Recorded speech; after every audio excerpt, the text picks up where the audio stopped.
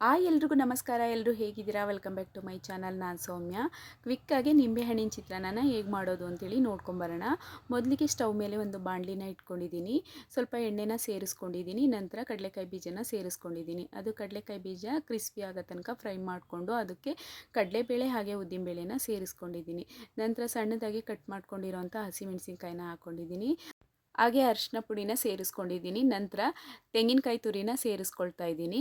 ನಂತರ ಅದಕ್ಕೆ ರುಚಿಗೆ ತಕ್ಕಷ್ಟು ಉಪ್ಪನ್ನು ಸೇರಿಸ್ಕೊಂಡು ಪುಡಿ ಉಪ್ಪನ್ನು ಹಾಕ್ಕೊಂಡಿದ್ದೀನಿ. ಎಲ್ಲದನ್ನು ನೀಟಾಗಿ ಮಿಕ್ಸ್ ಮಾಡ್ಕೊಳ್ತಾ ಇದ್ದೀನಿ. ನಂತರ ಕೊತ್ತಂಬರಿ ಸೊಪ್ಪನ್ನು ಸೇರಿಸ್ಕೊಳ್ತಾ ಇದ್ದೀನಿ. ಎಲ್ಲದನ್ನು ನೀಟಾಗಿ ಮಿಕ್ಸ್ ಮಾಡಿಕೊಂಡು ಸ್ಟವ್ನ ಆಫ್ ಮಾಡ್ಕೊಳ್ತಾ ಇದ್ದೀನಿ. ಒಂದು ಬೌಲ್ಗೆ ನಿಂಬೆಹಣ್ಣಿನ ರಸ ಎಲ್ಲದನ್ನು ಸೇರಿಸ್ಕೊಂಡು ಬಾಣಲಿಗೆ ಸೇರಿಸ್ಕೊಳ್ತಾ ಇದ್ದೀನಿ. ಸ್ಟವ್ನ ಆಫ್ ಮಾಡ್ಕೊಂಡ ನಂತರ ನಿಂಬೆಹಣ್ಣಿನ ರಸನ ಹಾಕ್ಕೊಳ್ತಾ ಇದ್ದೀನಿ. ಅನ್ನನ ಉದುರುದ್ರಾಗೆ ಮಾಡ್ಕೊಂಡಿರೋವಂಥದ್ದನ್ನು ಒಂದು ಪಾತ್ರೆಗೆ ಹರಡಿಟ್ಟಿದ್ದೆ.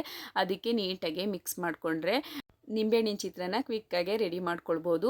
ಯಾರೆಲ್ಲ ನನ್ನ ಚಾನಲ್ನ ಇನ್ನೂ ಸಬ್ಸ್ಕ್ರೈಬ್ ಮಾಡದೆ ನೋಡ್ತಾ ಇದ್ದೀರಾ, ದಯವಿಟ್ಟು ಸಬ್ಸ್ಕ್ರೈಬ್ ಮಾಡ್ಕೊಳ್ಳಿ. ಹಾಗೆ ಫ್ಯಾಮಿಲಿ ಫ್ರೆಂಡ್ಸ್ಗೆಲ್ಲ ಈ ವಿಡಿಯೋನ ಶೇರ್ ಮಾಡಿ. ವಿಡಿಯೋ ಇಷ್ಟ ಆದರೆ ಒಂದು ಲೈಕ್ ಮಾಡಿ, ಹಾಗೆ ಸಪೋರ್ಟ್ ಮಾಡಿ. Thank you.